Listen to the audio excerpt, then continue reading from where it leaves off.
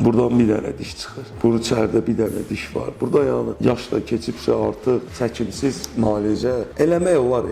Mən sıralaya bilərəm çəkimsiz. Amma bu residiv verir sonra. Birincisi sümük ərimələrlə gətirib çıxarda bilər. Pasiyentin müalicəsinin qüsurunun geri dönüşümü ola bilər. Daha rahat olur. Zəmin yaradırıq elə bil biz orada geri dönüşümə residiv verir müalicə. Onun üçün bəzən həkimlərimiz deyir, yaxşı ortodont diş çəkməməlidir, nə bilim, nə.